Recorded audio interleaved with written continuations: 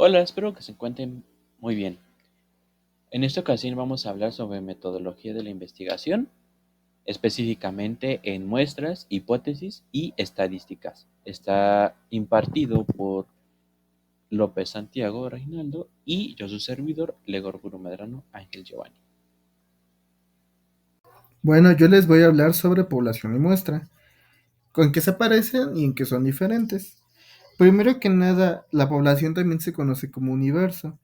Es el conjunto de elementos, casos o unidades de análisis que cumple con ciertas características específicas sobre las cuales se desea establecer la inferencia estadística.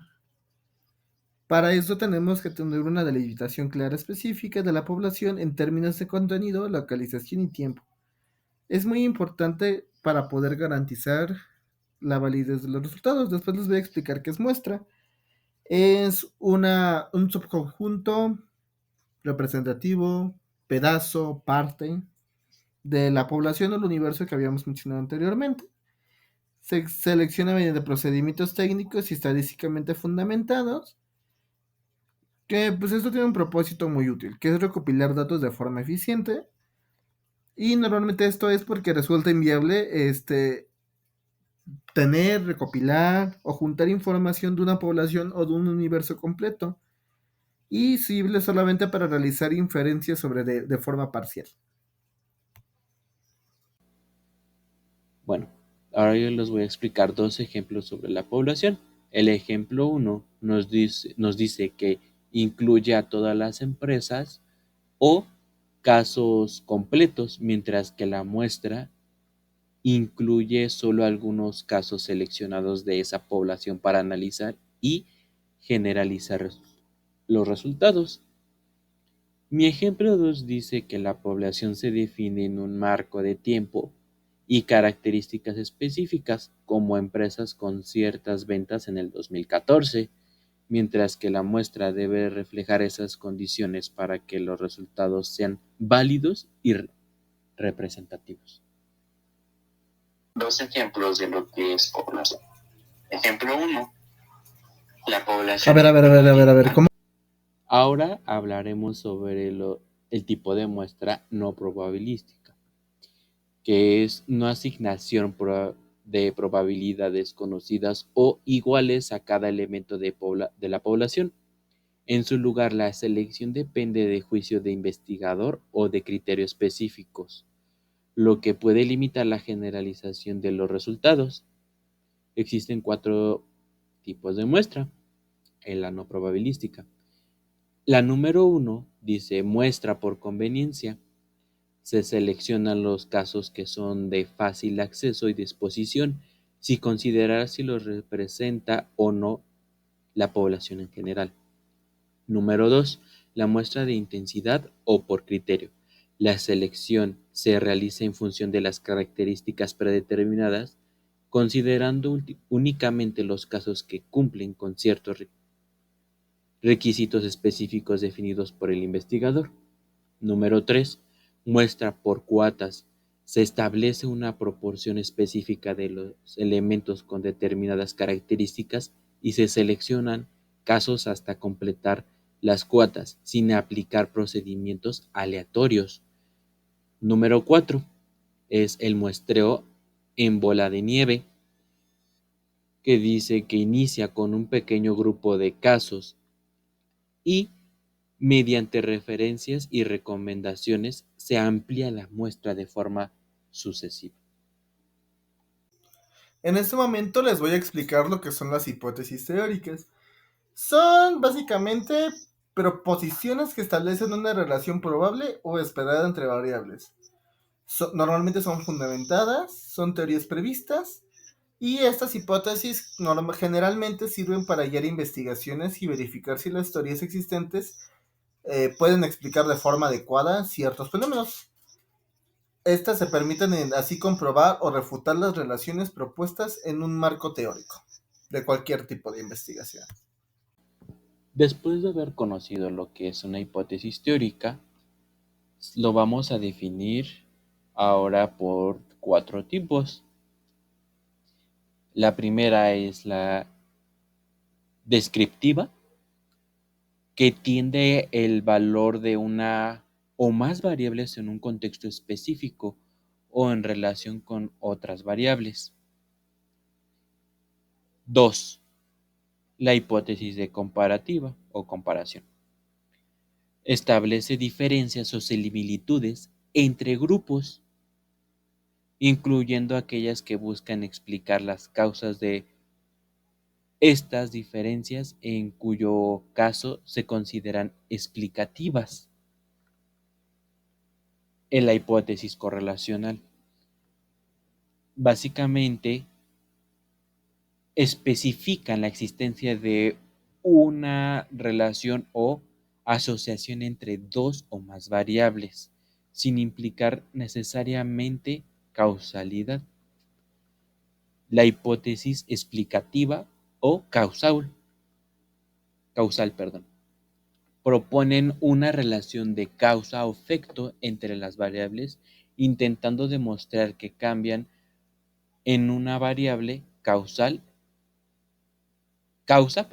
y producen cambio en otra, en este caso el efecto. A continuación, se verán algunos ejemplos de lo que es este tipo de hipótesis para que quede más claro lo que es la definición. Les voy a explicar los ejemplos de niveles descriptivos y comparativos. En el nivel descriptivo pusimos que la principal fuente de información noticiosa para los habitantes mayores de 60 años en la Ciudad de México es la televisión abierta, canales nacionales. Aquí solamente estoy describiendo, no estoy analizando o generando otras inquietudes, solamente estoy describiendo lo que estoy observando. Posteriormente, la comparativa. La intención de compra de productos nacionales surcoreanos es superior entre la generación Z, nacidos después de 1990, en comparación con la generación Baby Boomer, nacidos entre 1953 y 1963, en residentes en Busan, Corea del Sur. Ahora hablaremos sobre la hipótesis correlacional. Nos dice que existe una correlación positiva y significativa entre el nivel de escolaridad formal de los padres de familia y el rendimiento académico de sus hijos de secundaria en una escuela pública de Nuevo León. Hipótesis explicativa. La persistente disminución de las cuotas de captura de especies marinas, clave en las comunidades pesqueras de la costa de Terranova, es la causa del aumento significativo en la emigración neta de jóvenes de 18 a 35 años en la provincia. Ahora les voy a explicar qué es una hipótesis estadística y cómo se define. Una hipótesis estadística son herramientas fundamentales en el análisis de datos, ya que permite la investigación de un marco formal para comprobar ciertas teorías o supuestos. Normalmente ocuparemos evidencias empíricas utilizando procedimientos estadísticos. ¿Cómo la definimos? Una hipótesis estadística es una declaración que se puede probar usando datos. A diferencia de las suposiciones simples, debe estar formulada de manera que pueda aceptar o rechazar, basándome en los datos de evidencia de evidencia. Si una hipótesis es nula, no, ya la cagué. Es que aquí estamos. Bueno, ahora veremos 3 ejemplos de una hipótesis planeada correctamente. El número 1 nos dice que una prueba de un nuevo medicamento. Una compañía farmacéutica desarrolla un nuevo analgésico y quiere probar si hay más eficaz que un placebo para reducir el dolor. Realiza un estudio de 100 pacientes, donde 50 reciben medicamento y 50 reciben un placebo. La compañía afirma que su nuevo medicamento reduce el dolor de una escala de 0 a 10 con una media de 2 puntos, mientras que el placebo tiene una media de 3. El objetivo es determinar si la diferencia observada es significativa. Número 2. Peso de los paquetes de cereal. Una empresa afirma que el peso promedio de sus paquetes de cereal es de 500 gramos. Para verificar esta afirmación es inspec- inspector de la calidad de toma de una muestra aleatoria de 30 paquetes y encuentra que el peso promedio de la muestra es de 495 gramos, con una desviación estándar de la población de 10 gramos. Ejemplo 3. Factor de nuevo método de enseñanza. Un distrito escolar implementó un nuevo método de enseñanza y quiere saber si mejora el rendimiento de los estudiantes en matemáticas. Selecciona aleatoriamente dos grupos de estudiantes, el grupo A, que usa el método tradicional, y el grupo B, que usa el nuevo método. Al final del semestre, toma un examen estandarizado para comparar las calificaciones promedio de ambos grupos. Por medio de los ejemplos anteriormente dados, estos ejemplos son de hipótesis nula. Estos serán aplicados a los enunciados anteriormente mencionados. Prueba de un nuevo medicamento. La hipótesis será... No, ¿por qué medio todos que... Utilizando los ejemplos de la anterior diapositiva o de las anteriores diapositivas, ahora la hipótesis alterna. En la prueba de nuevos medicamentos, el número de medicamentos tiene un efecto diferente al del placebo en la reducción del dolor. Esta es mi hipótesis 1 o hipótesis nula. En mi ejemplo 2 del peso de los paquetes de cereal, nos dice que el peso promedio de los paquetes de cereal no es de 500 gramos. Mi hipótesis es hipótesis igual alterna o hipótesis 1 en mi investigación también. Ejemplo 3. Efecto de un nuevo método de enseñanza. Nos dice que hay una diferencia en el rendimiento académico entre los estudiantes que usan el nuevo método de enseñanza y los que usan el método tradicional. Bueno, a continuación vamos a ver lo que es distribución muestral y normal. Yo en este caso les voy a explicar qué es muestral. Básicamente es la distribución de una estadística como la media, proporción, diferencia de medias, entre otras cosas. Se calculan a partir de muchas muestras diferentes extraídas del mismo universo o población. ¿Para qué me es útil? Para entender la variabilidad de la estadística y para hacer inferencias sobre la población basadas en ella. Ahora veremos la distribución muestral, sus principales características. Nos dice que su media es igual a la media poblacional. La nos dice que un número elevado al cuadrado dividido entre mi n que significa muestra, disminuye al aumentar el tamaño de la muestra. Forma aproximadamente normal si el tamaño de la muestra es grande, independientemente de la distribución de la población. Error estándar, un número dividido entre raíz cuadrada de mi n o cantidad de muestra, que indica la dispersión de la media muestral. Estas características facilitan hacer inferencias sobre la población a partir de la muestra. Distribución muestral. ¿Para qué es útil?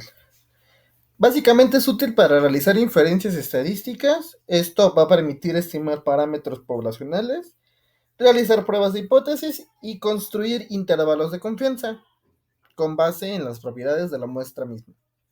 Es importante entender cómo fluctúan las medias de diferentes muestras y así tomar decisiones informadas sobre la población en general. Ahora vamos a iniciar con la distribución normal. La conocida como distribución de Gauss es una distribución de probabilidad continua de una forma de campana simétrica respecto a su media. Se caracteriza por su simetría y se define por dos parámetros, la media y la desviación estándar. La distribución normal es importante en estadística porque muchos fenómenos naturales y sociales tienden a aproximarse a este parámetro y es fundamental para aplicación de muchas técnicas estadísticas como las pruebas de hipótesis y la estimulación de intervalo de confianza. Bueno, yo voy a explicar las características que tiene la distribución normal. Primero que nada cuenta con una simetría que es perfectamente simétrica respecto a su media, lo que significa que la mitad de la distribución se encuentra en la izquierda de la media y la otra mitad a la derecha. También posee una forma de campana, suave y unimodal, con un único pico en la media donde se concentra la mayor parte de los datos. Posteriormente va a tener media, mediana y moda de manera igual. Ya que es una distribución normal, estos tres valores coinciden en el centro de la distribución, o sea, en su media. Es asintótica. Eso quiere decir que sus colas se acercan al eje horizontal sin llegar a tocarlo. Se extienden indefinidamente y esto puede producir valores extremadamente altos o bajos, aunque los últimos con menor probabilidad.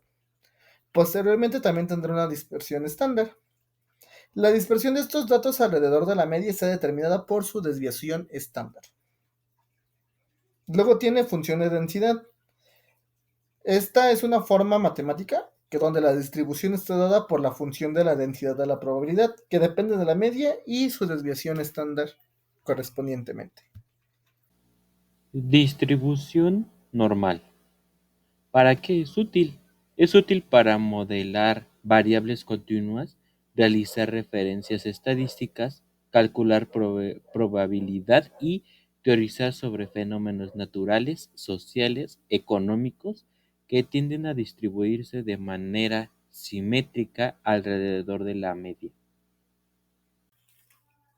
Ahorita vamos a hablar sobre los niveles de significancia y las pruebas de las hipótesis. Primero que nada, ¿qué es nivel de significancia? Básicamente es el umbral que establece el investigador para decidir si un resultado estadístico es lo suficientemente probable bajo la hipótesis nula para rechazarla. Es representado por la letra alfa y se puede decir que es la probabilidad máxima de cometer un error tipo 1, es decir, rechazar incorrectamente la hipótesis nula cuando en realidad es verdadera. Uno. ¿Cómo se construye? Para construirlo, decidiré primero el nivel de significancia. Por ejemplo, es el 95%, lo que implica un nivel de significancia del 5% de alfa porque es igual a 0.05. Punto 2. Definir el umbral en la prueba estadística, la probabilidad de P o valor P que se obtiene del análisis, la compara con alfa. Si alfa es mayor de alfa, se rechaza la hipótesis nula. Punto 3. Establecer el análisis. Se fija el nivel de significancia, por ejemplo, el punto 0,5 antes de hacer la prueba para determinar si los resultados son estadísticamente significativos o no. ¿Cómo se interpreta? Aquí vamos a ver cuál es la probabilidad máxima de que el investigador está dispuesto a aceptar para cometer un error tipo 1. O sea, rechazar la hipótesis nula cuando en realidad es verdadera. El nivel de significancia que vamos a ocupar de ejemplo es de 0.5, o sea, un 5%. Significa que existe un 5% de riesgo de equivocarse al concluir que hay un efecto o diferencia cuando no lo hay realmente. ¿Qué implica esto? Que si un valor P de la prueba estadística es menor o igual a 0.05, se rechaza la hipótesis nula y se considera que los resultados son estadísticamente significativos con un 95% de confianza. Si es mayor, no se rechaza la hipótesis nula.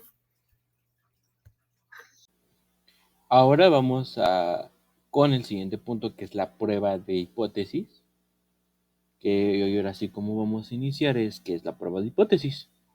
Básicamente es un método estadístico para decidir con base a los datos de una muestra Si una afirmación sobre una población es válida o no, se compara una hipótesis inicial nula con una alternativa y según los datos se decide si se rechaza o no la hipótesis nula.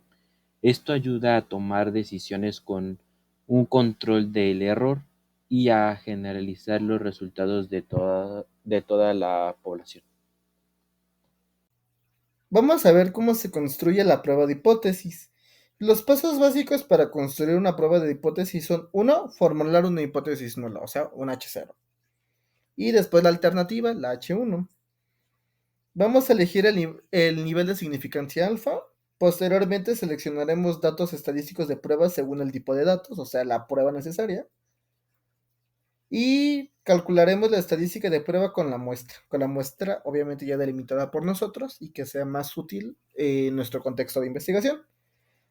Posteriormente compararemos con el valor crítico a calcular el valor P.